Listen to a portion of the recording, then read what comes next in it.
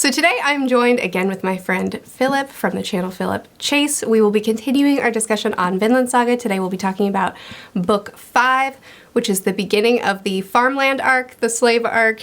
It's called different things in different locations. So we are officially manga only as of right now. If you are an anime watcher, dangerous territory. But Philip, we're going to be talking about the beginning of I'll just call it the slave arc. But you had something that you wanted to share with us starting off. Yeah, actually I thought it would be fun to read the slave arc or farm arc, whatever it's called. Yeah. It does begin with an epigraph, and as you know very well, the purpose of an epigraph is to give the reader some indication. What is this story going to be about? What is this part, this chapter, this arc going to be? And I love that Yukimura draws from the traditional Old Norse material. He actually starts this arc out with a quote from the Havamal, which is one of the wonderful poems in the Elder or Poetic Edda, which is a collection of poems that are very mythological and legendary and tell us a lot about the great tradition of the gods and everything else. So the Havamal is actually Odin speaking. Odin who sacrificed himself to himself, pierced by a spear, hanging from the ash tree Yggdrasil, the world tree upon which the 9 worlds hang. And he did this to gain wisdom, and the Havamal is him basically putting out this wisdom that he's gained from this experience. So it's a gnomic poem where he gives you lots of advice. It tells us the different spells that he knows and stuff like that. It's a lot of fun. But this quote is a bit of wisdom that it's actually stanza 50 from the Havamal that Yukimura gives us the translation from Henry Adams' Bellows. On the hillside drear, the fir tree dies, all bootless its needles and bark. It is like a man whom no one loves. Why should his life be long? And as I said, he's telling us a lot about what's to come here. So I thought I'd read that for you in the Old Norse, if you don't mind. Yes, absolutely. Please do. Hopefully your readers will enjoy this as well. And I have here my little edition of the Edu Kvavi, the Poetic Edda in Old Norse or Old Icelandic. And I'm going to be pronouncing the words in the way that not modern people in Iceland speak, but the way that Old Norse was pronounced.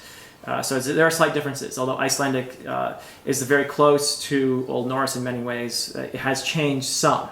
Not as much as the other Scandinavian languages, but it has changed some. So if you have any Icelanders out there listening, I'm not using modern Icelandic pronunciation, so using the Old Norse. So here's what that verse sounds like. It's stanza 50 from the Havamal in Old Norse.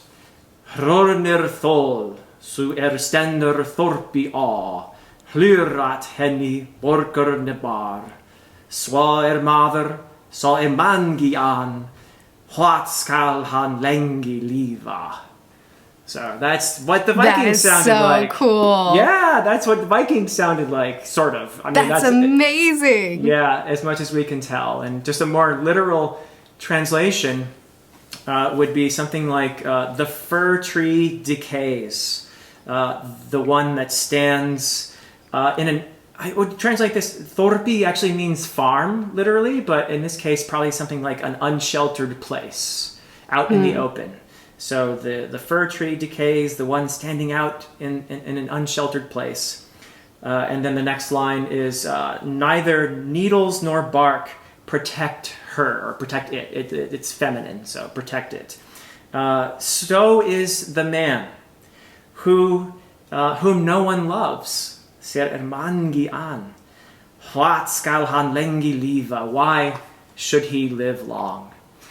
So, as you know, and I'm sure you're hearing these words, you're thinking, this has a lot to do with this particular arc. And of course, if you're thinking of Thorfinn, for example, we left him in the previous arc without family, without his surrogate father, right? And he's been deprived of everything. This is a very common theme in Germanic poetry and storytelling, the idea of the exile, the lone one who is without people and without meaning and is isolated and alienated.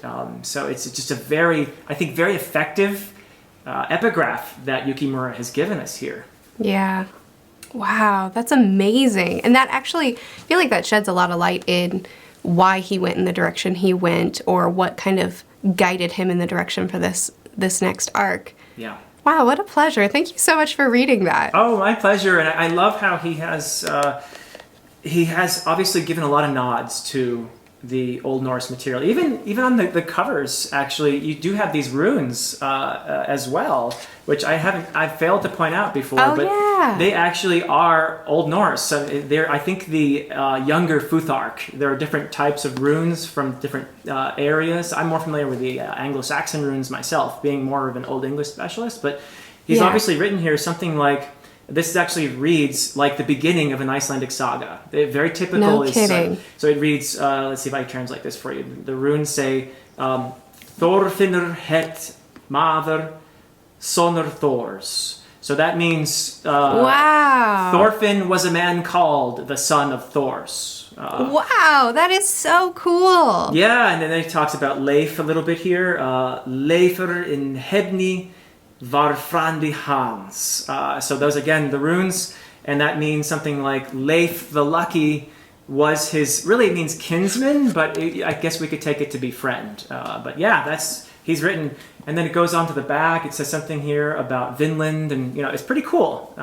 No kidding. Wow, I never would have known that so much detail went into that. Yeah, he's really done his homework, and I don't know how somebody who, obviously an expert in runes, did that probably for Yukimura, but it's really cool. And he's basically saying, the sagas are an inspiration for me. I'm beginning this like a saga. It reads just like the opening of a saga. You read a couple, so it often starts with, Olaf was the name of a man who lived, and it feels like the beginning of a saga. Yeah. How cool. Wow, Yeah. I never would have known that. Thank you so much for sharing that. Yeah. Okay, so with that amazing context now in front of us or behind us, what did you think about the introduction to this arc, which we talked about it a little bit in your last video? Yeah. But now you have like the full idea of what this arc is doing. What were your first impressions? I really think that Yukimura knew that he was going to do this well ahead of time, and I love the hints. There were hints all along, particularly with the parts with Leif, who was trying to find Thorfinn, and he's encountering slavery along the way. So there was a lot of foreshadowing for this arc that was built in, and I thought it was really well done. I can see that Yukimura is very much interested in exploring the theme of suffering and pain and our response to it, and it is very much tied with this bigger dream. He uses dream a lot in this too, which I think is brilliant. But this bigger dream of how can we found a better world? How can we bring about a world without this suffering, without this hierarchy, without this persecution and oppression? How can we find or establish a place that is better, that we can leave behind the old hierarchies and all of that? So I think he's just done really great thematic work in here, and I love that he's gone here in this particular arc. He's tied it very nicely to the I guess it's called the prologue arc or whatever, the first 4 books. Right. He tied it very well because he was hinting all along that he was going to be going here. And I think he's done some brilliant stuff too in juxtaposing. He does this a lot, and he does it really well. For example, Thorfinn and Canute are both, they both look at, in some way or other, at Askalad as a father figure, that Askalad mentors them.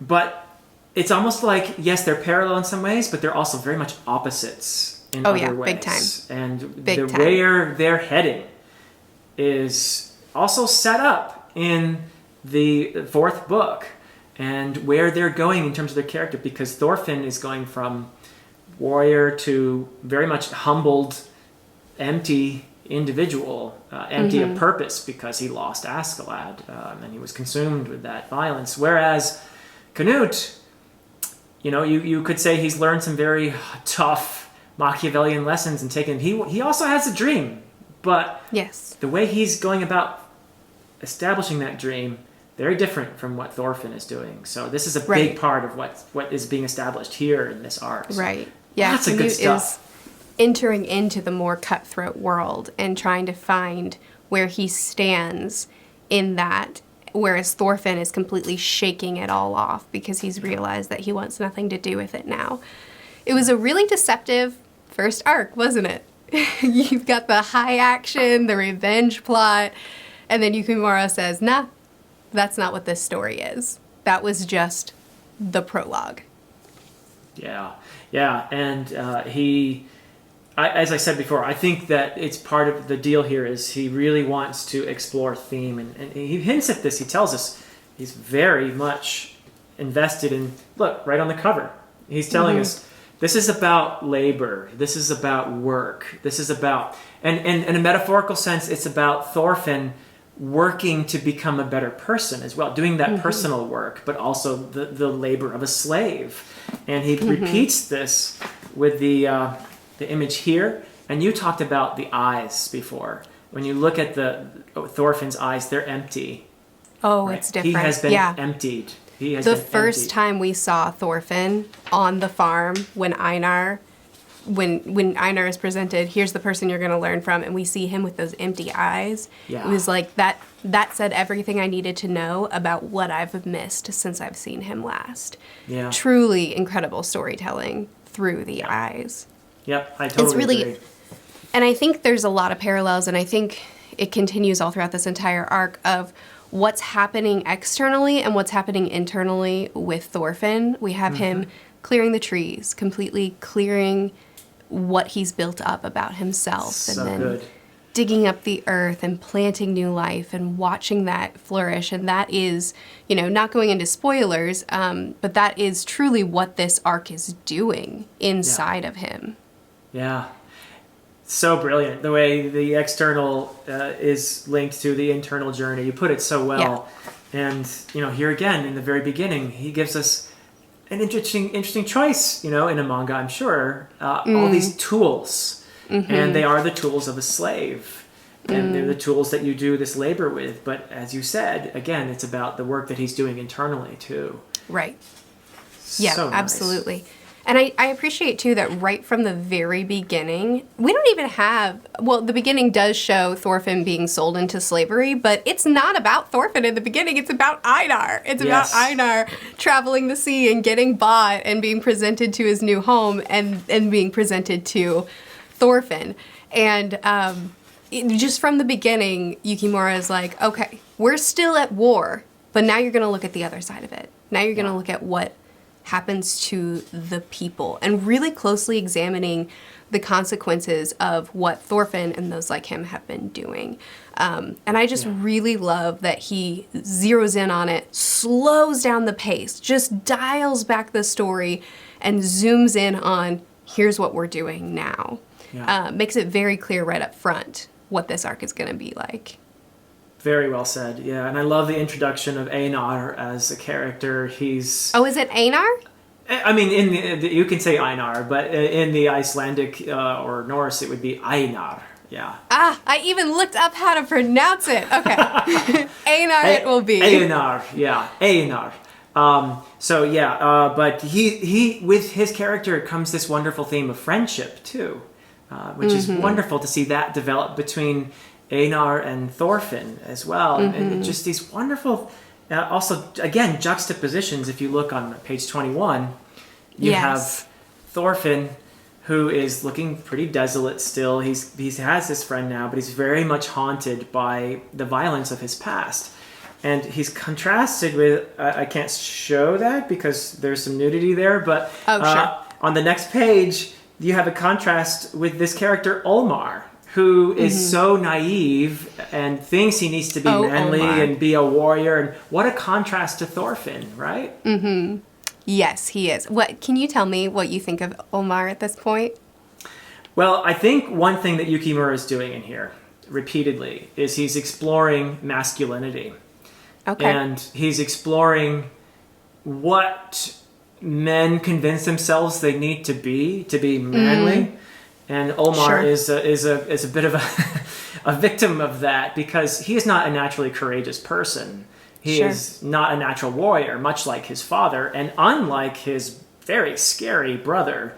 Very scary brother. Thorgil, yeah, he's not a pleasant character, but Thorgil really has embodied that. He's scarred and everything else, and he embodies that manly warrior thing that is touted as being what a real man should be and all that. And this is something that, along with fatherhood and fathers and sons and everything else, this is something that Yukimura is really doing, I think, a very interesting job of exploring in here. This is what are the ideals of masculinity and what harm do we do when we unreflectingly pursue those ideals to the detriment not only of the people around us, because Thorgils is a very destructive individual, but even what do we do to ourselves? What do we do to ourselves when we pursue that? So I think Omar's an unfortunate individual in that sense. What did you think of him? That's very well put. I just responding to what you said first, I viewed it as this arc exploring what it takes to be a man and exploring that in the brothers. I don't think at the point that you're at we have yet, but it'll explore it in the father and so on, and just like the ideals of Kettle. How do you say his name? Kettle? Yeah, it's fine. Kettle. Yeah. That's fine? Yeah. Okay. Yeah. The ideals of each individual man and what makes a man. But masculinity in general and showing their different parallels, that takes it a bit further than I even recognize. So that's good to chew on. As far as what I thought of Omar, I instantly was endeared to him because he's such a little punk, his dad. Kettle is presented as much as you can love a slave owner, like the gentle man who cares for his slaves and treats them well and says you can earn back your freedom. I will free you after you've done, this amount of work and all that. He's presented in a very positive light. And he works alongside his farm hands. And as he's trying to teach Omar the trade, you've got him like saying, "No, I'm a warrior," trying to pull his sword out and getting like stuck in there, and and then they move on to try to talk to Canute, and Omar speaks out of turn, is a hothead. Yeah, he's the blundering fool of the family, and I love him because I love a good meme, and he's a meme. Oh my goodness, yeah, he's a very memeable individual. He is, sure. He is, and I just the whole time I was reading, every time I came to an Olmar scene, even his confrontation with Leaf's Thorfinn, his bug eyes, it's just like every time he was on page, I was just like, oh, you fool. but in a fun way. Yeah, I think you're onto something important too, because in a story that deals with tough themes, that deals with things like slavery and grief and loss and suffering, you need some comic relief. And Yukimura recognizes that. I think he's, through this character of Omar, he's doing a couple things. One is pursuing this masculinity theme, but also too, he's giving us a bit of a relief from all of this really tough stuff. So it's well executed, I think. Yeah. Yes, but then along with that, it also is tying it in closely together. Like for instance, in the scene where the guests tell Omar, in order to be a man, you must kill someone, and they grab Einar Einar. Did you say it was? Einar, yeah. Einar and Thorfinn, and I would love to talk to you about that scene because to me, when Einar is fighting for his life and saying, "What did we do to deserve this?" and Thorfinn, to me, it seems like, oh, he truly just doesn't value his life. He's come to the point now, not where I want to build something new, but where I've forfeited my right to live. What does my life matter at this point? he's accepted the role of slave. Whenever Yeah. the guests show up and don't give them the food they deserve or push them around or say, your life is really belongs to the master. If he wants to Yep. kill you, he can. And he greets them all with a good day. He says yes every time they give him a command. And in this situation, he says, just kill me. Who cares? It was such a solidifier of the state of mind that he's in. Yep. Emptied. He's a husk of a person at the moment. And this is very much, this arc is about how, if he's going to survive, if he still wants to live, how is he going to fill himself? What is he going to become? And that is such a haunting moment too for me. I was actually this panel here where he says, Yes. in order to be a man, you have to kill, right? You need Yes. to experience killing a man. And I immediately knew, oh, this is not good. This is not good for the slaves, because I knew that's where they were going right away. Because as much as you do have people like Kettle who, and that was definitely part of being a thrall, being a slave in this culture, was you could work or buy your way to freedom, so that it did exist. But they were still not regarded as equals to other people. And you had some people, ironically, near the bottom of the social hierarchy who went out of their way to treat slaves terribly, like the farm workers. Yes. Yeah, but it's a poor Thorfinn in that part where he realizes, though, there's a bit of a progression for him there, because Snake comes along and proves to Thorfinn that he's not maybe quite as empty as he thought. That there's some, your body still wants to live there, right? Yeah, I would love to hear your thoughts on Snake, between his relationship with the most important man on the farm and him stepping in. I do think the boys would have died if I think Fox would have killed them. Oh, I agree. They would have, out of just sheer sadism. Yeah, I'm sure. Yeah. Well, I mean, Fox was provoked by the fact that Thorfinn was unprovoked. And I think that he would have gotten irritated. I mean, he sliced off his ear, part of his ear. Yep. I think he would have happily just kept slicing him to bits if Snake hadn't stepped in. So anyway, I'm curious, what are your first impressions of Snake? He's a very well done character, and I think conflicted. And that means kind of cool character, because he is obviously a very proficient warrior, and he has some kind of mysterious past. I think it's fair to say his sword is different from other people's. It's a curved sword. I'm sure you noticed. Ooh, good observation. So that indicates to me he has some interesting origins. He's gone places that others might not know about. And I think he's got a past that is very fraught. And he's come somewhere quieter, obviously, but he's still doing what he knows best, which is being a warrior. But there's also a very human side of him, which he also, I mean, this is again continuing, I think, the masculinity thing. This relationship with the old master tells you, and he pretends to yell at him, and where's dinner, and that. And the old master sees right through it, and so there is a very, and Einar and Thorfinn recognize that. They can see that they're like a father and son much more than even the old master. They have and a better his own relationship. Yeah, exactly. So I like that we have a character here who very much inhabits that warrior mentality, but has this human side. He does what he thinks he's supposed to do, his warrior duty at times, which is, to you and me, probably the wrong decision. But from his perspective, although there's something inside him, something human, that probably is a voice in there that is telling him, maybe I shouldn't do this.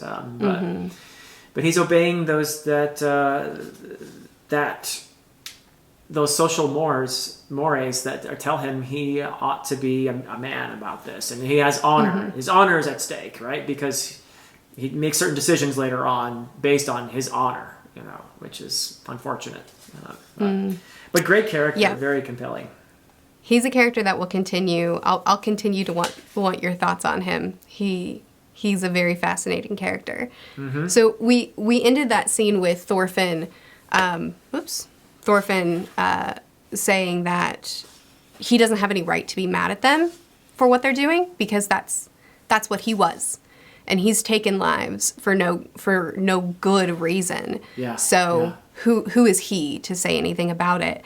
And then from there we see him having more nightmares. We see Einar struggling with this concept of this man that I considered a friend is one of the people that did what has happened to me and my family and my village and what's put me in this position as a slave.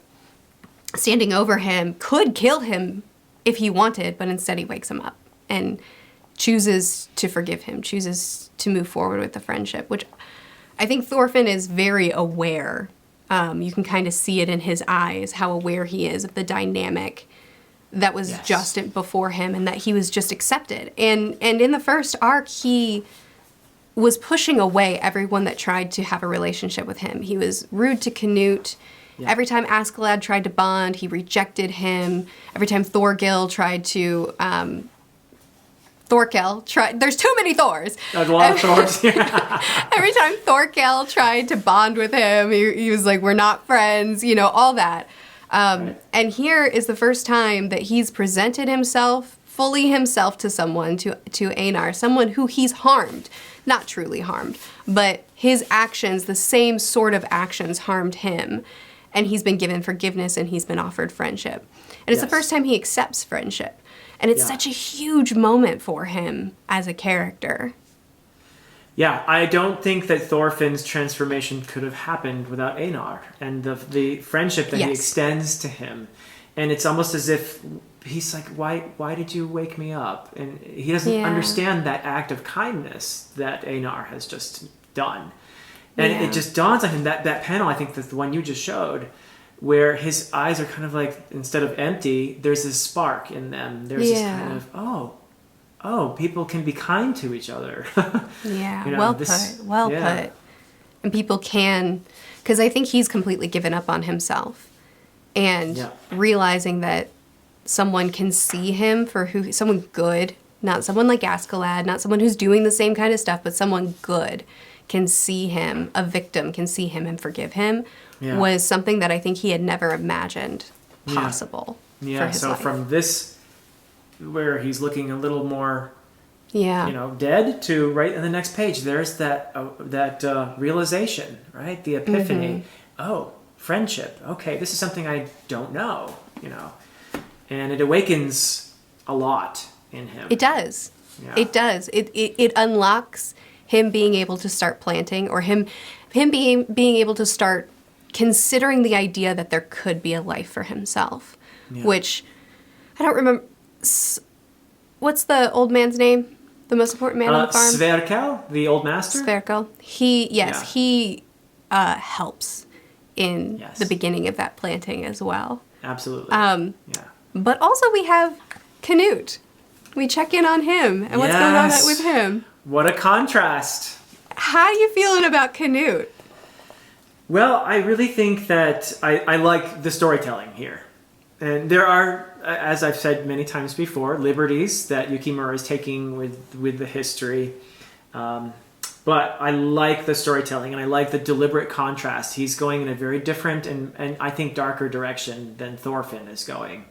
As he's telling himself, he's justifying a lot of what he's doing as, I need to create my dream, I need to make a better world, and if I have to do really awful things along the way, then so be it. And that's the ultimate decision that Canute succumbs to. And it's not that he's haunted. He is very much haunted. We have the talking head, literally, the talking here head of his father that follows swing. him around. Yeah. I believe it's in this book, so I don't think I'm spoiling anything here, but there are indications in here, and actually it's fairly evident that I told you before that Swain actually died falling from his horse. Right. That Canute probably had nothing whatsoever to do with his father's death. Right. And that... But there is some historical stuff in here, like Adric of Mercia. It was a real person who turned sides a couple times, and so he's a real person. Edmund Ironside doesn't appear as a character, but he's the son of Athelred, the English king, who was... so there was a back and forth between him and Canute. And he's the one person that historically some people, even at the time, conjectured that maybe Canute somehow got him poisoned or something, because they fought until there was a battle where Edmund, the English king, his father Ethelred had died by this time.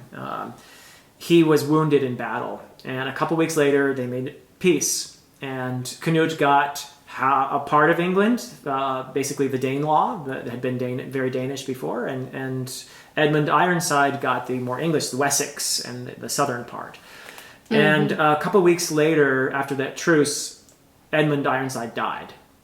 So it might have been from his wounds, but then there was even at the time conjecture that perhaps Canute had him poisoned. So there is a bit of that, but other characters that you see and hear Canute doing away with in a more sinister way, this is something that Yukimura has added to the story. Yeah. Sure. But I like that. Yeah. I mean, he's doing something important here, but with this exploration of what do you become when you supposedly are following this dream of creating a better world, but you do it by any means possible. Exactly. It kind of like Askalad, where it's like, I have a greater goal here, and what I have to do to make sure that goal happens, it's part of it. Which I found his character very interesting, because he's not, and this whole series is full of characters like this, where you can't really categorize them as the good guy, the bad guy. They are just guys that are doing sometimes good, sometimes bad. And Canute, who has this admirable goal, but is willing to poison, is willing to, backstab and connive and steal property and, all these things. He's willing to do all these things in order to get there. But at the same time, you also see him telling his soldiers, you're not allowed to rape, pillage, and steal. You cannot participate in the slave trade. If you do, you will be murdered and your head will be put on a spike so that people know what the rules are. And it's like, oh, that's a little... The head thing is something, but the rest of that I liked. I liked hearing that. I'm glad that you have standards for your soldiers, but also you are murdering your family. You are killing people. And it's also interesting to see, his dad's head haunting him and saying, oh yeah, the crown totally isn't going to influence you. It's not going to control you, right? Remember that? Yeah. And you can see him trying to justify it and trying to talk through it, but then also admitting, yeah, you're the only person I can be my true self around. Yep. And it's just, there's so many different conflicting things about him, and you can see him trying to figure out which side of himself he's really going to follow and how far he's willing to go. Very well said. Yeah, and he's, that part where he gets this tribute from Adric, and there's this whole another theme running through here about wealth and what is wealth for. And to some degree, this is a very Old English, Old Norse kind of theme, the ultimate futility of wealth, because everything is fleeting. So what are you going to do with this? Just hoarding wealth for its own sake is, not going to be ultimately any good to you. But he sees it as a means to an end, like pretty much everything else now. But this is a theme that runs throughout. There's another moment here where we talk about wealth. I think it's the old master who talks about how his son's Kettle's pursuit of wealth is ultimately futile. He's as an old man looking at his final days, he knows it, and he says when you increase your wealth, you fear losing it. To ease that fear, you spend money to make more of it. The idiot boy doesn't realize how empty it all is, and greed can impoverish anyone. Even especially perhaps the wealthiest. So it's a great theme that he has running through here as well, I thought. Yes, I very much agree. And I've just gotten to the end of this volume and realized that we've possibly stretched a little bit past it with some of these discussions. I'm not sure exactly where some of these things end. But it does end on Kettle being announced as the most important man, not Kettle, Sverkel, as the most important man on the farm, as well as, seeing Einar kind of push back against Thorfinn a little bit. I love this panel where Thorfinn gets pushed and then he's just kind of like rubbing his shoulder and like, why? And it's like the Thorfinn that we've known up to this point. It's so funny to see the way he handles himself now and the way he holds himself now. Yeah, very important. Yeah, sorry, go ahead. Oh, no, yeah, I was just going to say there's one other thing in this volume that is very important. And I said earlier how I love what Yukimura does with dreams in here. There's that bigger dream of Vinland, this place away from pain and suffering. But there's also the dream of Thorfinn, who... is that in this volume? Oh, yeah, that's on page 300, yeah. Okay, well... I think we're pretty safe as far as what we've discussed so far, I think. Oh, I thought I got to the end of it, but I just got to the end. I think I just got to the halfway point of this volume. Yeah, it continues safe. On. Never mind. Okay, we're good. We're good. But yeah, I thought that the dream stuff in here was really cool. And this idea of... It's sort of literalized. His striving to fill himself to become a better person is climbing up this cliff face. It's really well done. And with first we don't know exactly what's him. going on. He's climbing and then he's falling, of course. And then there are these corpses that are latching on to him. And the fact that this later on, in this same volume, on page 367, we return to this recurring dream of his, which at first he can't remember what it is. But then when he's knocked out during the fight, he goes back to that dream.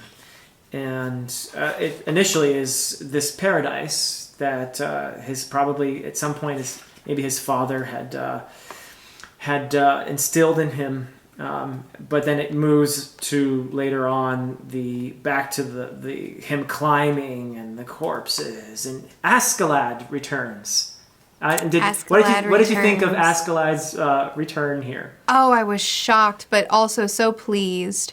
And it's interesting to me the way he returns to him, that he returns to him speaking to him about how you escaped this fate and that sort of thing. It's very clearly not Askalad. It's a vision of Askalad that's speaking towards the innermost self of Thorfinn. But I do find it fascinating that the person that shows up to counsel him is Askalad, and his father showed up too. But Askalad was the main role in this vision that made him confront his demons, that made him confront his past, and really the most significant part of it for me was oh man, I'm still scrolling to get there.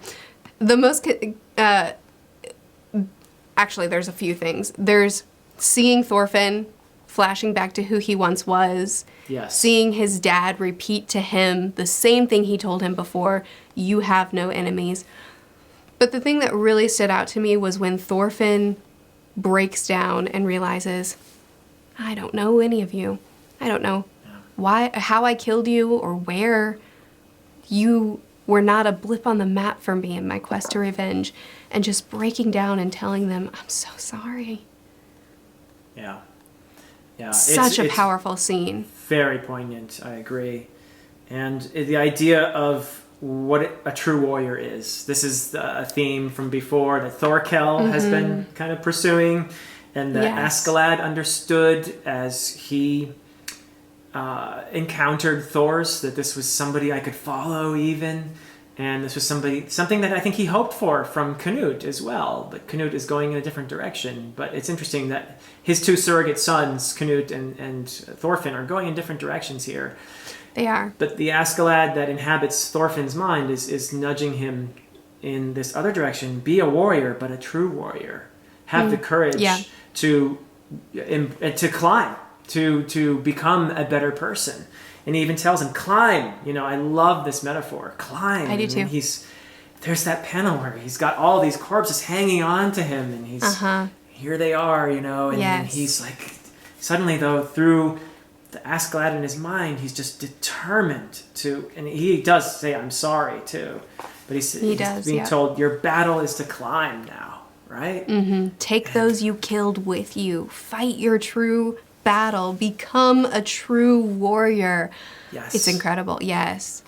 It's such a powerful scene of him finally, these nightmares that have been plaguing him, finally confronting what the true problem is, and then taking the first steps to move forward. Yeah. And I loved this back and forth that we got of his character, which will continue, this trying to figure out what it looks like for him to move forward. Am I a complete pacifist? Do I never fight? Do I just take the hits? Am I allowed to fight sometimes? Am I allowed to defend myself? Him, it's not just this, the switch isn't flipped where all of a sudden he says, okay, I'm all better now. I'm a changed man. He has to figure out what this new version of himself looks like and where the lines are. Yeah. Oh, man, so it's good. so powerful. I love how he wakes up too, in the midst of the climb here. And he's just reaching up to the heavens, right? And he realized, a dream, he says, a dream. And he's still remembering the echoes of Askalad saying, become a true warrior, Thorfinn, which is his father saying the same thing. Really, it's all his father figures. And then I love the moment with Einar when he finds his friend and Einar says, well, he's lying on the ground completely beaten up. Well, we won the fight at least, Right. Yeah. Right. And then from there, Thorfinn, he makes the declaration, I'm never going to harm another person again, and builds on what earlier in this volume he had spoken with Svarkal about, which was that he can be reborn. And this is him and Einar together saying, okay, let's do it. We'll be reborn. Yeah, that's that wonderful scene that you're talking about is when they're fishing, right? Yes, the scene before was when they were fishing, yes. And he had that heart-to-heart with him, and Svarkal told him, you can be reborn. You can move past this and become a new man. And he wasn't sure about it at first, and then he had this confronting, vision, and from there said, okay, let's do it. This is the goal, or at least a piece of the goal. This is who I'm going to become. And then walking off arm in arm, their arms around each other, supporting each other's weight, as brothers, saying, okay, let's move forward. Let's be reborn. Beautiful, beautiful scene. Totally agree. And set up so well throughout. I mean, it is. There are so many great moments here, but that moment of friendship at the end, I think, is just the perfect note here, where they are, as you say, supporting each other here, and it's beautiful. Yeah, it's really nice, very touching, considering where Thorfinn has come from as well, and how these characters like Sverkel and Einar are giving him this opportunity to redefine himself. It's really good, really good. And, one scene that we skipped over. Oh, sorry, go ahead. No, go ahead. No. A scene that we skipped over that I'd really love to hear your thoughts on is the scene of Kettle when the two children are presented to him that stole from him. How did you take that? Oh, that was tough. That was really tough because there again, I think you're dealing with what Yukimura is trying to explore, the idea of being a real man and masculinity and being the strong. He's not just a man, but he's the patriarch here, right? So he has to show strength here, and if you let them off lightly, then they'll just do it again. So you have to really, give them some punishment, and Snake also, I think, is. He probably would have beat those kids, but not nearly as sadistically as Thorgil was doing. Thorgil is a monster. Yeah, he's out of control. He's completely he's gone the other extreme. But